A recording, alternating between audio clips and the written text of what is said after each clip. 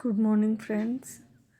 आज हम पढ़ेंगे खाद्य परिरक्षण के बारे में। फूड प्रिजर्वेटिव क्या होते हैं उनके बारे में पढ़ेंगे।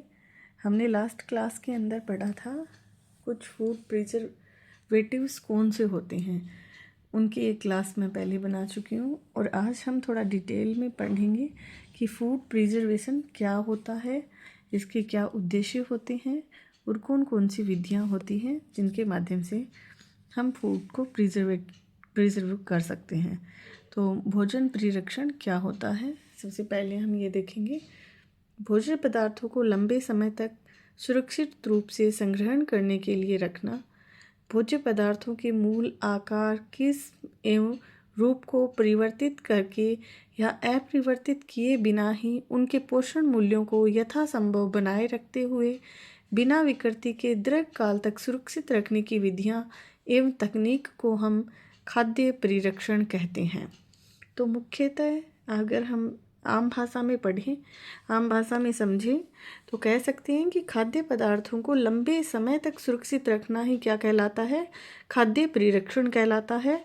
और भोज्य पदार्थों को लंबे समय तक सुरक्षित रखें और उनके पोषक तत्व भी खराब ना हो, हमें यथासंभव वो भी उस भोजन से मिले। इन मेथड्स को, इन तरीकों को हम खाद्य परिरक्षण कहते हैं। आइए अब हम पढ़ते हैं खाद्य परिरक्षण के सिद्धांत कौन कौन से हैं। वे कौन कौन से सिद्धांत हैं जिन पे खाद्य परिरक्षण कौन कौन से सिद्धांतों पे कार्य करता है, उनके बारे में हम जानेंगे। सूक्ष्म जीवों को नष्ट करना। सूक्ष्म जीवों को हम नष्ट ताप के द्वारा भी कर सकते हैं, विकिरण के द्वारा भी कर सकते हैं। सूक्ष्म जीवों की वृद्धि एवं क्रियाशीलता को रोकना भोजन परिरक्षण का सिद्धांत है। सूक्ष्म जीवों की वृद्धि और क्रियाशीलता को रोकने के लिए हम कुछ मेथड्स हैं जो यूज कर सकते हैं, जैसे एसेप्सिस छानना, कम ताप का प्रयोग करके और सुखाकर। इन मेथड्स का यूज करके हम सूक्ष्म जीवों की वृद्धि और क्रियाशीलता को रोक सकते हैं। थर्ड सिद्धांत है वो है भोजन को सूक्ष्म जीवों से दूर रखना। खाद्य पदार्थों को टिन में भरकर रखकर थैलियों में बंद करके रखना। इन मेथड्स के द्वारा हम भोज्य पदार्थों को सूक्ष्म जीवों से दूर रख सकते हैं। फोर्थ सिद्धांत है वो है भोजन में स्वतः होने वाली क्षति को परिरक्षण द्वारा रोकना। फिफ्थ है भोजन में निहित एंजाइम्स की निष्क्रियता को रोकना। खाद्य परिरक्षण के द्वारा हम भोज्य पदार्थों को लंबे समय तक सुरक्षित रख सकते हैं। जो फल और सब्जियां होती है उनके अंदर जो एंजाइम होते हैं, लंबे समय तक अगर वो सक्रिय रहते हैं तो फल और सब्जियां स्वतः ही सड़ गल कर खराब हो जाती है।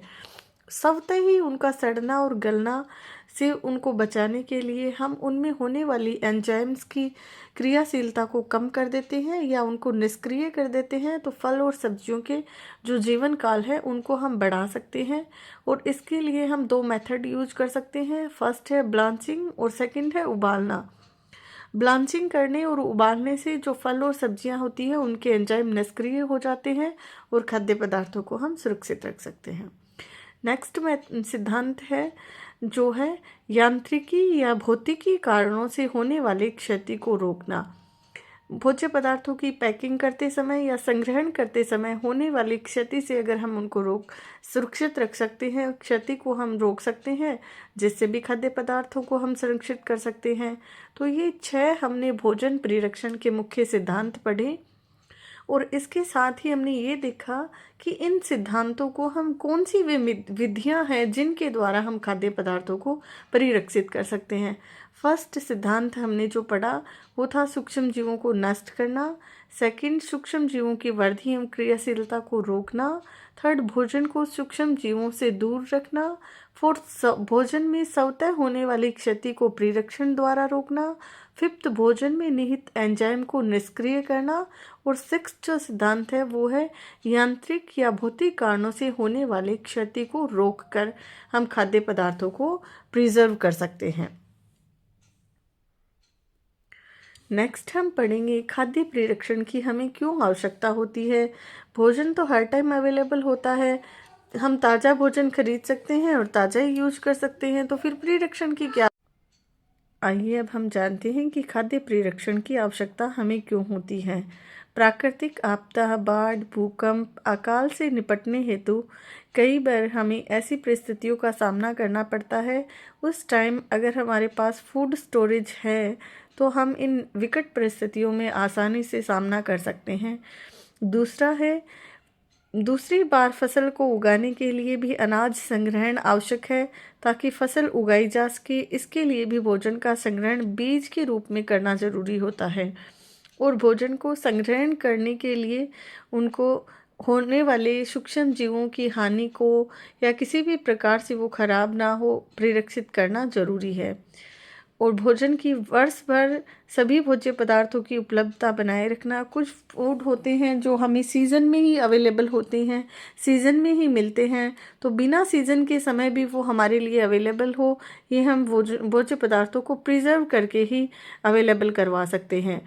पोषक मूल्यों में बढ़ोतरी करना, दैनिक आहार में विविधता लाना, भोज्य पदार्थों को नष्ट होने से बचाना, आर्थिक बचत, पोषण स्तर में सुधार लाना, आपातकाल की स्थिति में यात्रा या प्रवास के समय भोज्य पदार्थों को सभी लोगों तक पहुंचाना, भोज्य पदार्थों को रुचिकर और स्वादिष्ट बनाना, समय, धन व शक्ति की बचत करना, ये कुछ ऐसे कारण हैं जिनकी वजह से हमें भोज्य पदार्थों को परिरक्षण करने की आवश्यकता होती है।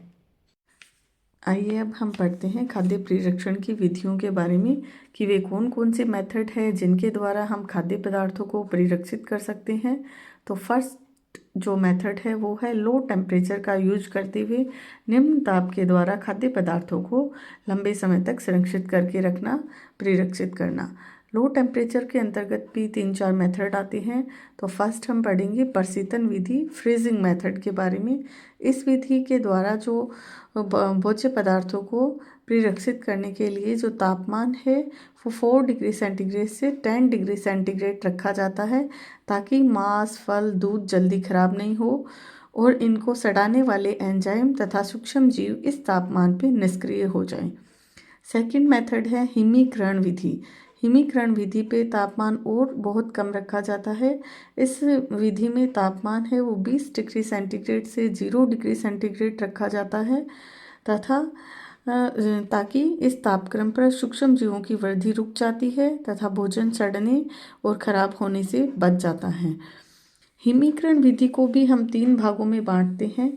फर्स्ट है गहरी हिमीभूत विधि। गहरी हिमीभूत विधि पे तापमान है वो -18 डिग्री से -40 डिग्री सेंटीग्रेड रखा जाता है तथा गहरी हिमीभूत विधि के द्वारा मछली, मांस, दूध, आइसक्रीम, दही, सूप आदि खाद्य पदार्थों को सुरक्षित करने के लिए यूज किया जाता है। मुख्य रूप से मछली और हरे पत्तेदार सब्जियों को संग्रहित करने हेतु इस विधि का उपयोग किया जाता है, गहरी हिमीभूत विधि का।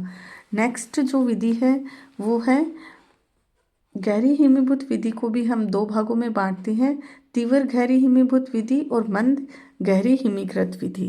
नेक्स्ट जो विधि आती है हिमीकरण के अंतर्गत, नेक्स्ट आती है चिल स्टोरेज।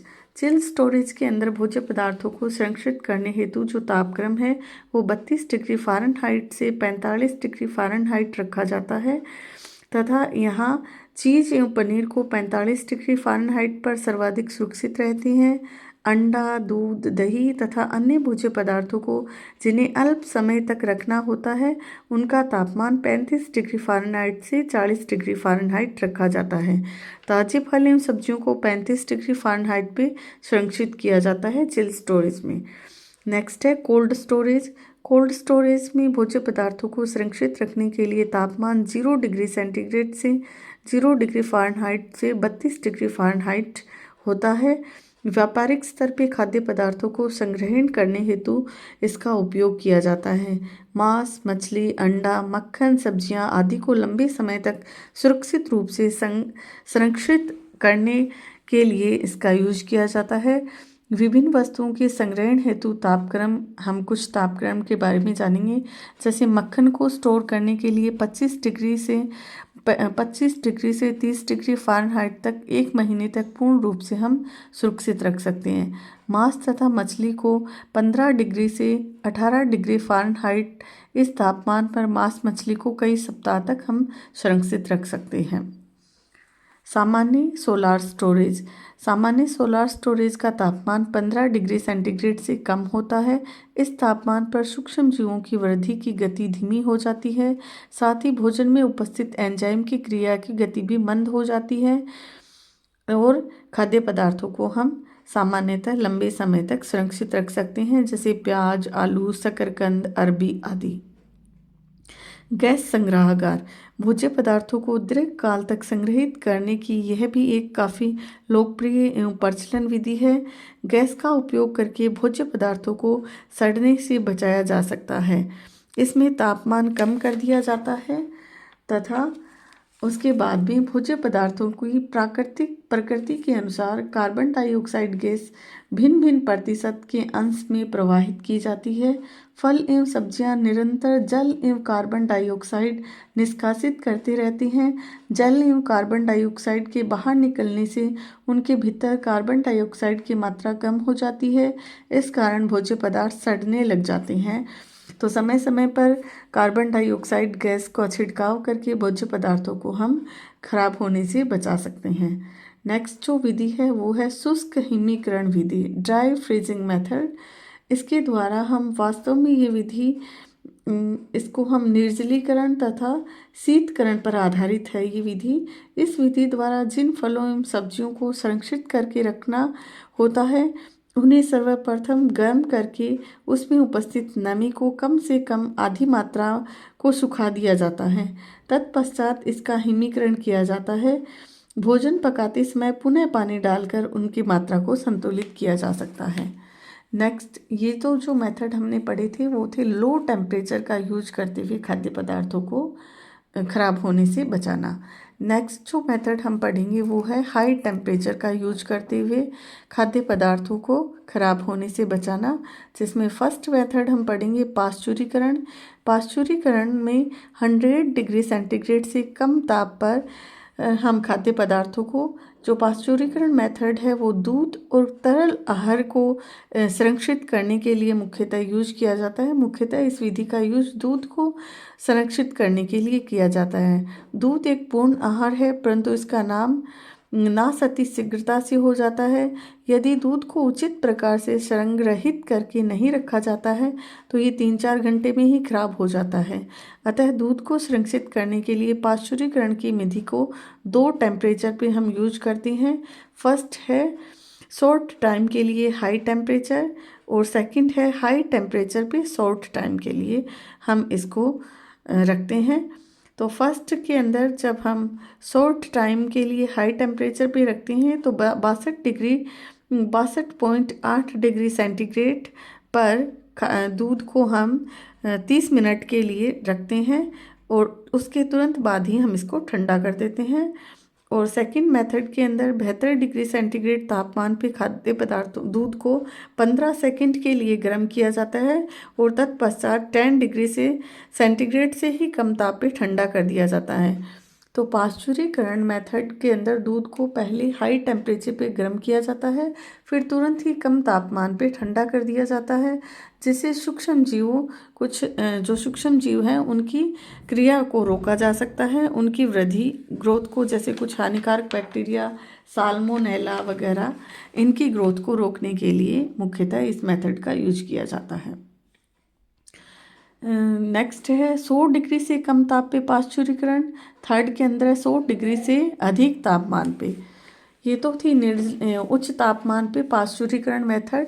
नेक्स्ट है निर्जलीकरण विधि, फिर उसके बाद विसंक्रमण विधि, डिब्बाबंद बोतलबंद विधि, विकिरण विधि और रासायनिक विधि। इन विधियों का यूज करके भी हम खाद्य पदार्थों को लंबे समय तक संरक्षित रख सकते हैं।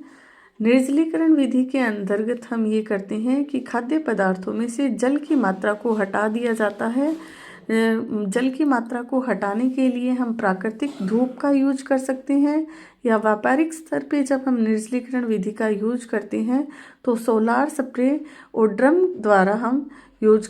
का यूज करते हैं। सोलर स्प्रे या ड्रम के द्वारा हम खाद्य पदार्थों में से नमी को हटा देते हैं। जब नमी नहीं रहती है तो खाद्य पदार्थों में सूक्ष्म जीव हैं उनकी ग्रोथ को हम रोक सकते हैं। नेक्स्ट, रासायनिक विधि में खाद्य पदार्थों की रासायनिक विधि द्वारा खाद्य पदार्थों में सूक्ष्म जीवों की ग्रोथ को रोकने के लिए शक्कर, नमक, तेल और अम्ल का हम यूज करते हैं।